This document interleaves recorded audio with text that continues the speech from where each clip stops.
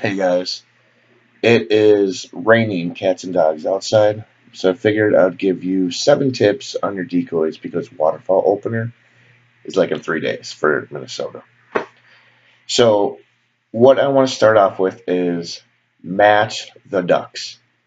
Every year I scout for ducks, I write down the number of ducks I see flying in my little Blues Clues notepad. This helps me plan out the number of decoys I will be utilizing.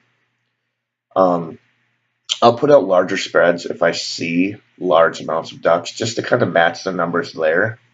It's really helpful in early season. Late season, again, as the weeks go by, I'll decrease the amount of decoys I will put out. Just because hunting pressure, ducks get shot off the lake. You might even get a couple of doubles, triples, singles. So always use a spread between 3 and 5 decoys. So you can anything with odd numbers, right? So you can get those singles. They're flying in, looking for their mates. Um, up here. So diversify your spread too. Your chances of getting more species of ducks shy away from only using just one kind of species. For instance, if you have mallards and wood ducks out there with some teal, don't use just all mallards. If you're cheap on a budget, that will work, but your chances of getting different species of ducks are going to be increased by using different species of decoys. Um, Again, don't intermingle them. I learned my lesson the hard way. I will put pockets here of mallards, put pockets here of wood ducks, and then put small pockets of teal. I'm not going to have them all just in a big old kibosh soup right there. And then one tip I like to do is add geese to the spread. Even if I'm strictly hunting for ducks, these geese are bigger, they're darker in color, and they'll stick out further or will help stick out for ducks that are farther away. Plus, maybe you'll get a couple geese flying by too. So that's always an added bonus. Bring your decoys to life. I have been guilty of this. It's dead on the water, not a ripple in sight, right? Your decoys look like statues. And out of nowhere, here comes a flock, only just to see them buzz you by and go to another hunter spread that has spinning wings, mojos, jerk cords, anything like that. So I wised up quickly after that, and we found motion as our best friend.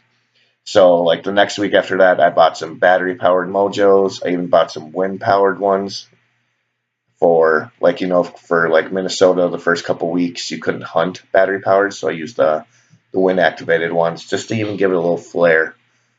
And then if you guys are really tight on a budget again, use jerk cords. Grab 5, 6 decoys, tie them up with a string, and then just jerk them around. That'll create some ripples, and it'll add lifelike to your decoys. And then finally, treat your decoys right. Take care of them after every hunt by washing the mud off of them, right?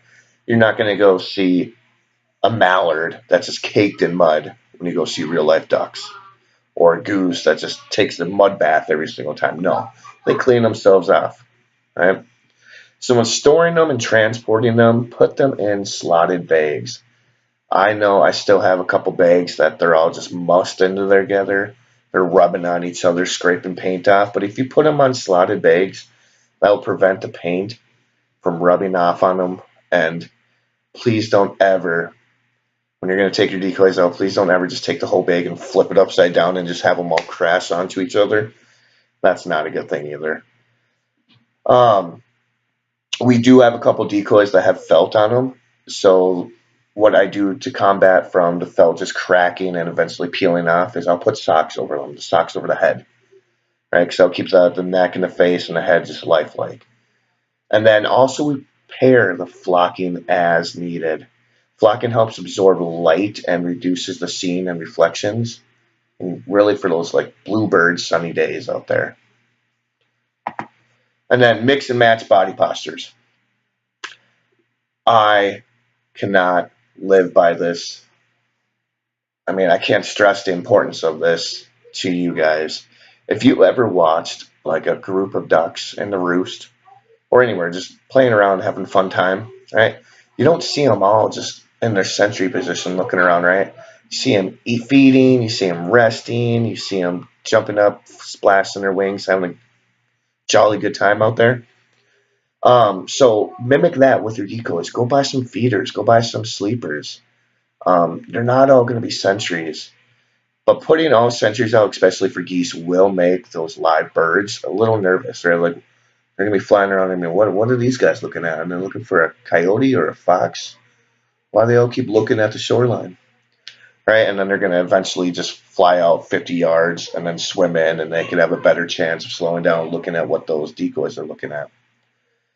Also, it took me a couple years to do this, but don't tie all your decoys the same way. If you see a decoy, it'll have at the bottom where the weight is, they'll have a hole on the back and a hole on the front. When you are putting that line and mushroom head weight on there, or any type of weight, J-hook weight, doesn't really matter, but spread it out half, like I'll tie half in the back and half in the front.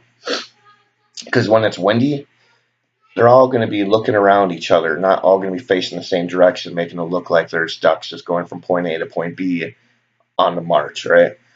When you have ducks facing each other, it looks more lively. They're not all facing the same way, and that's just going to add a little bit more realism to your spread. And then finally, leave a landing zone. I mean, don't forget the purpose of the decoys, why you have them there, to attract birds and entice them to land. Right? If you don't have a landing zone, they're just going to buzz right past you. So make sure you grab your favorite decoy spread, your tactic, the tip you like to do, the J-hook, the V's, the U's, anything like that. And always make sure you are leaving enough space into the wind.